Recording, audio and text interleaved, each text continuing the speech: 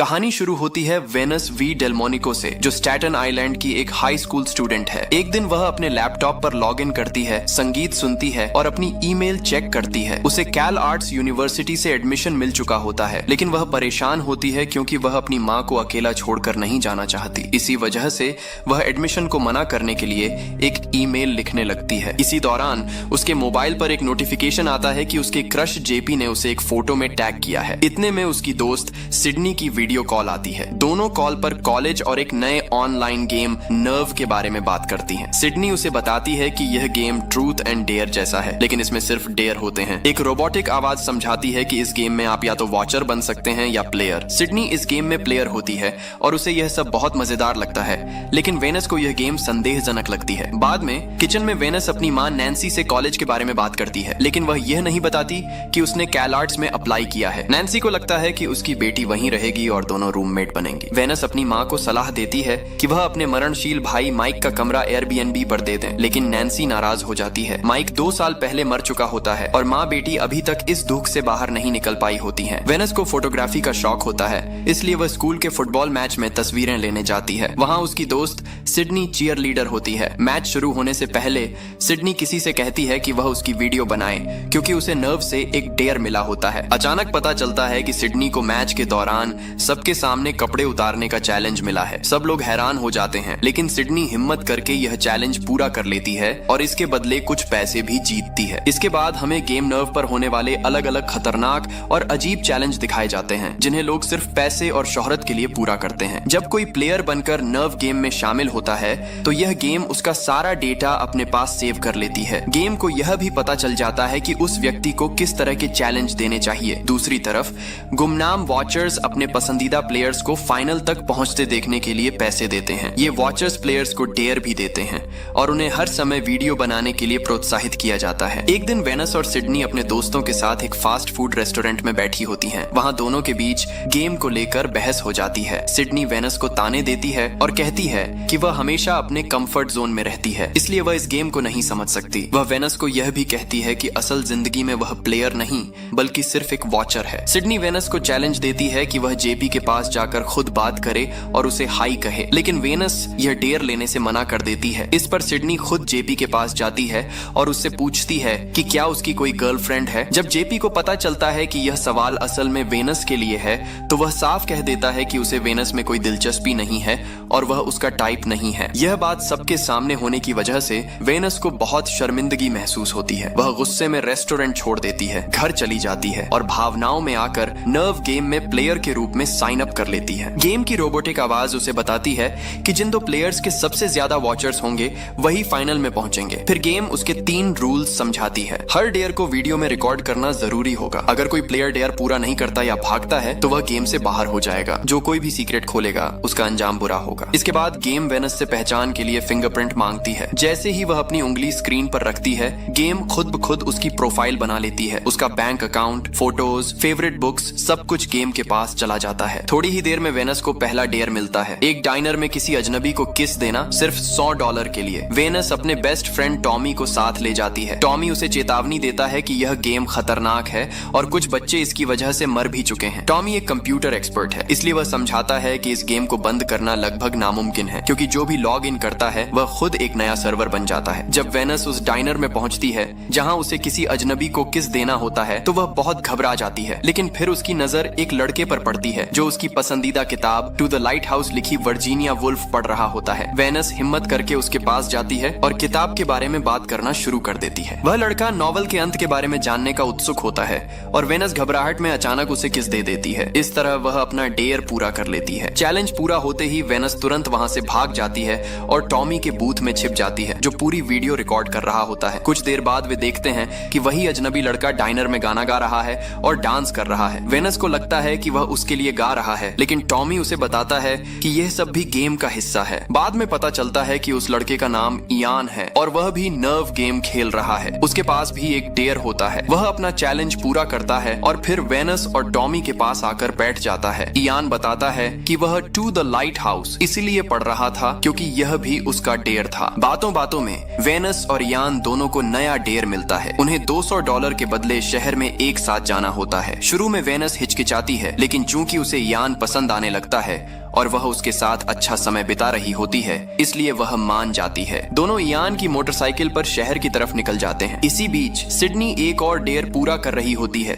जिसमें उसे लोगों के सामने मजाक में अजीब हरकत करनी होती है। वह बहुत मजे कर रही होती है, लेकिन जैसे ही उसे पता चलता है कि वेनस भी गेम में शामिल हो गई है और तेजी से वॉचर्स पा रही है, वह परेशान हो जाती है। दूसरी तरफ वेनस यान के साथ समय बिताकर खुश होती है, लेकिन डेयर पूरा होने के बाद दोनों को अलग होना पड़ता है। जैसे ही वह शर्मिंदगी के साथ अलविदा कहती है, उसे एक नया डेयर मिलता है, एक महंगे स्टोर में जाकर ड्रेस ट्राई करना। इसी दौरान वेनस की मां नैन्सी परेशान हो जाती है, क्योंकि उसके बैंक अकाउंट में वेनस के नाम पर लगातार पैसे आ रहे होते हैं। वहीं टॉमी भी वेनस की सुरक्षा को लेकर फिक्रमंद होता है, इसलिए वह वॉचर बनकर उसकी लाइव फीड देखना शुरू कर देता है। इस महंगे स्टोर में वेनस बहुत एंजॉय कर रही होती है। वहां उसे पता चलता है कि इयान को भी वही डेयर मिला है, इसलिए दोनों एक बार फिर साथ समय बिताते हैं, इस बार महंगे कपड़ों में। लेकिन जब सब कुछ अच्छा चल रहा होता है तो एक और प्लेयर टाई को डेयर मिलता है कि वह चेंजिंग रूम से उनके कपड़े चुरा ले। जल्दी ही वेनस और इयान को पता चलता है कि उनके कपड़े गायब हो गए हैं। वेनस ने जो ड्रेस पहना होता है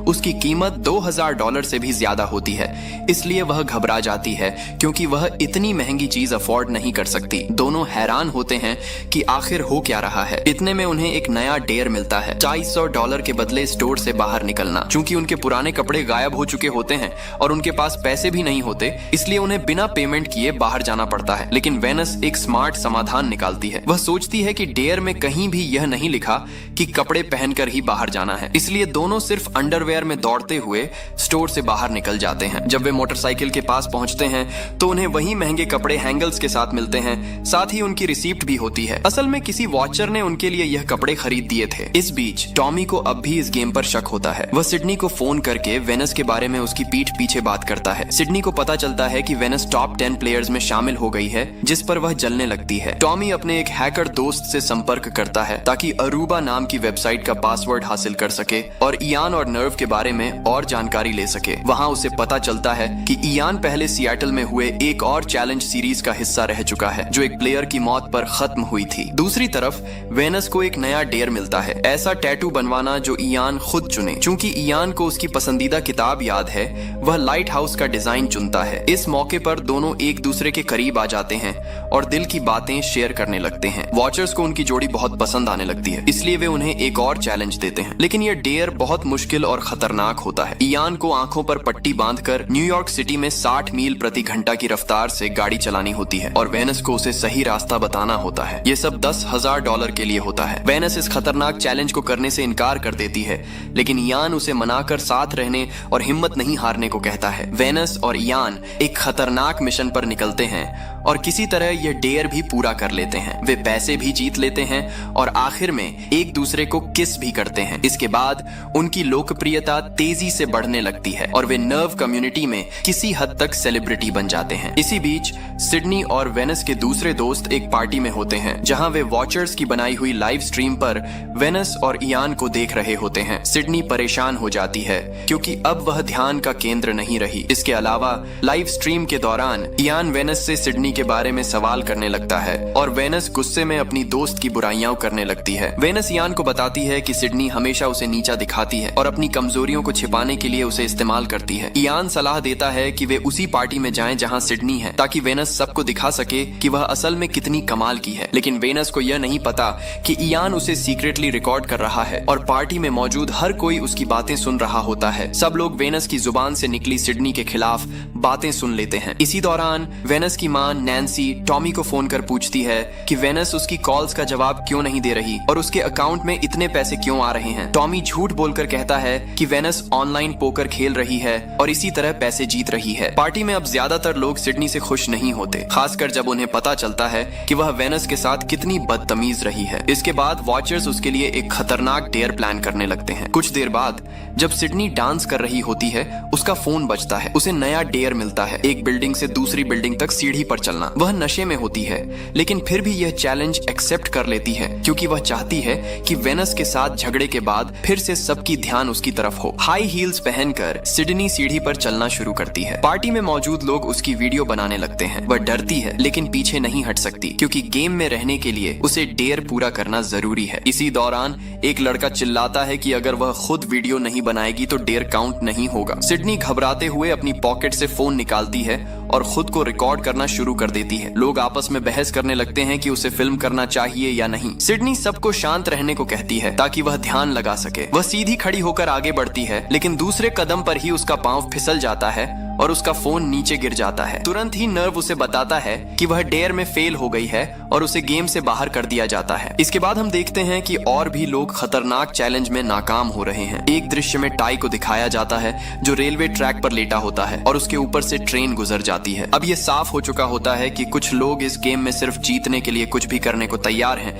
और नर्व गेम वेनस की सोच से कहीं ज्यादा खतरनाक है। इसके बाद वेनस और इयान न्यूयॉर्क सिटी की सड़कों पर गाड़ी चलाते हुए उस होटल की तरफ जाते हैं जहां पार्टी हो रही होती है। जैसे ही वे रूम में प्रवेश करते हैं, सब लोग उनकी वीडियो बनाने और फोटो लेने लगते हैं जैसे वे कोई बड़े सेलिब्रिटी हों और वॉचर्स बेसब्री से पापाराजी बन गए हों। वेनस की नजर टॉमी पर पड़ती है और वह उसे हाथ हिलाकर सलाम करती है, लेकिन टॉमी के चेहरे पर निराशा साफ दिखाई देती है। इसी दौरान वेनस को पता चलता है कि सिडनी गेम से बाहर हो चुकी है। वह तुरंत बेडरूम की तरफ जाती है ताकि उससे बात करे, लेकिन वहां जाकर वह एक चौंकाने वाला दृश्य देखती है। वह देखती है कि सिडनी जेपी के साथ करीब बैठी होती है जो कि वेनस का क्रश है। यह दृश्य देखकर दोनों के बीच सबके सामने जबरदस्त झगड़ा हो जाता है और वे एक दूसरे को बहुत तकलीफ देने वाली बातें कहती हैं। सिडनी यहाँ तक कह देती है कि वेनस की जिंदगी में सबसे दिलचस्प चीज उसका मरने वाला भाई था। ये बात वेनस को अंदर से तोड़ देती है। इसी दौरान वेनस को एक नया डेयर मिलता है, सिडनी का अधूरा चैलेंज पूरा करना $15,000 के बदले। सिर्फ यह साबित करने के लिए कि वह सिडनी से बेहतर है, वेनस सीढ़ी की तरफ जाती है और पूरी हिम्मत के साथ दूसरी बिल्डिंग तक पहुंच जाती है। जैसे ही वह डेयर पूरा करती है, वह सिडनी को एक तंजिया सार्कास्टिक नजर से देखती है और तुरंत उसे नोटिफिकेशन मिल जाता है कि वह इस समय पहले नंबर पर आ चुकी है। इतने में टॉमी आता है और उसे बताता है कि वेनस और सिडनी के बीच हुआ झगड़ा असल में इयान का एक डेयर था। मतलब इयान को यह काम दिया गया था कि वह दोनों के बीच लड़ाई कराए। यह सुनकर वेनस गुस्से में इयान के पास जाती है। इयान खुद को समझाने की कोशिश करता है, लेकिन सबसे पहले वह चाहता है कि वेनस को वॉचर्स से दूर ले जाए जो हर कदम पर उनकी वीडियो बना रहे होते हैं। दोनों एक लिफ्ट में प्रवेश कर जाते हैं, लेकिन वेनस इतनी नाराज होती है कि वह इयान की कोई बात सुनने के लिए तैयार नहीं होती। वेनस गुस्से और घबराहट में वहां से भागती है और पुलिस से संपर्क करने की कोशिश करती है। इयान उसे रोकने की कोशिश करता है और याद दिलाता है कि गेम का तीसरा नियम था, जो शिकायत करेगा उसे सजा मिलेगी। लेकिन वेनस किसी की नहीं सुनती और एक पुलिस ऑफिसर को सब कुछ बता देती है। इसी समय उसे यह पता नहीं होता कि उसकी माँ के बैंक अकाउंट से सारा पैसा गायब हो चुका होता है। ये गेम की तरफ से सजा होती है क्योंकि वेनस ने कानून तोड़ा था। अचानक टाई वहां आता है,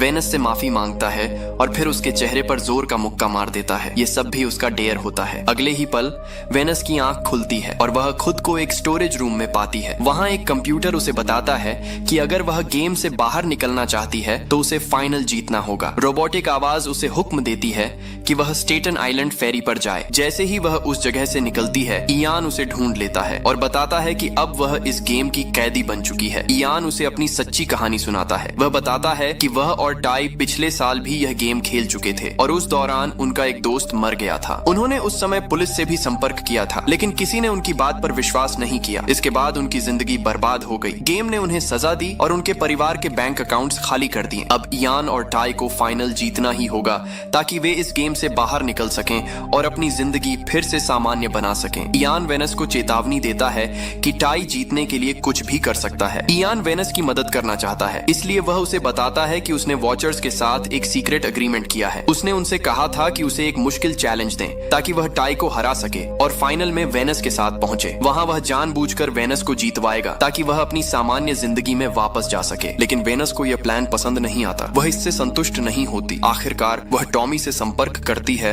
और उससे मदद मांगती है। टॉमी वेनस के पास आता है और साथ में सिडनी भी आती है, जो वेनस से माफी मांगती है। दोस्त एक दूसरे को माफ कर देते हैं और वेनस अपना प्लान समझाती है। वह चाहती है कि टॉमी नर्व का कोड बदल दे और सभी वॉचर्स की पहचान दिखा दे। इस तरह सब वॉचर्स लॉग आउट हो जाएंगे और गेम रुक जाएगी। वह सिडनी को एक सीक्रेट मिशन पर भी भेजती है, जिसका रहस्य फिल्म के आखिर तक नहीं खुलता। वेनस फिर फेरी पर जाती है, जबकि इयान अपना डेयर पूरा कर रहा होता है। उसका चैलेंज ये होता है कि वह एक बहुत ऊंची बिल्डिंग पर चढ़े और सिर्फ एक हाथ से 5 सेकंड के लिए क्रेन से लटके। इयान चैलेंज पूरा कर लेता है और अब वह फाइनल की तरफ बढ़ रहा होता है। वेनस भी फाइनल की तरफ जाती है और फेरी पर उसे एक कागज का थैला मिलता है, जिसमें एक बंदूक होती है। यह बंदूक फाइनल मुकाबले में प्रवेश का टिकट होती है। इसी बीच नैन्सी को गेम के बारे में पता चलता है और वह लाइव फीड देख रही होती है। वह टॉमी को फोन करती है और वह उसे हैकर्स डेन में आने को कहता है। वेनस एक स्टेडियम में प्रवेश करती है, जिसके चारों ओर एनोनिमस वॉचर्स खड़े होते हैं और सभी मास्क पहने होते हैं। इयान भी आता है और उनका फाइनल डेयर ये होता है कि वे एक दूसरे पर फायर करें। जो पहले फायर करेगा वह जीत जाएगा। इयान वेनस से कहता है कि वह उसे फायर करे, लेकिन वेनस ऐसा नहीं करती, इसलिए कोई नहीं जीतता। इसी दौरान टॉमी और हैकर्स कोड में बदलाव कर रहे होते हैं ताकि एनोनिमस वॉचर्स की पहचान दिख सके। ये काम मुश्किल होता है क्योंकि कई बॉट्स उन्हें रोकने की कोशिश कर रहे होते हैं। अचानक टायरिंग में आता है और वह जीतने के लिए इयान पर फायर करने के लिए तैयार होता है। वेनस मौके पर आती है और ऑडियंस से बात करती है। वह उन्हें बेजल कहती है और उनके एक्शंस की आलोचना करती है। वह पूछती है कि क्या वास्तव में वे चाहते हैं कि कोई मर जाए सिर्फ एक बेकार गेम के लिए। टाई वेनस की बातों से सहमत नहीं होता और ऑडियंस की सपोर्ट में रहना चाहता है। वेनस फिर टाई को डेयर देती है कि वह उसे गोलियों से मारे और टाई ऑडियंस की तरफ मुड़कर पूछता है कि क्या वे अनुमति देते हैं। ऑडियंस शोर मचाते हैं कि हाँ। वॉचर्स भी अपने फोन से वोट देते हैं, ज्यादातर हाँ में। आखिरकार टाई वेनस पर गोलियां चलाता है, लेकिन असल में सिडनी ने फाइनल से पहले टाई को फोन करके समझा दिया था कि वह गेम को खत्म करने की योजना में शामिल हो। उसने वेनस पर खाली गोली चलाई थी और खून नकली था। यह सब खत्म होते ही कहानी खुश खत्म होती है। हैकर्स नैन्सी के बैंक अकाउंट में पैसे वापस कर देते हैं। वेनस कैलआर्ट्स जाती है और इयान के साथ खुशहाल रिश्ते में होती है। वह अब भी टॉमी और सिडनी की दोस्त रहती है। सबसे महत्वपूर्ण बात, नर्व अब मौजूद नहीं है।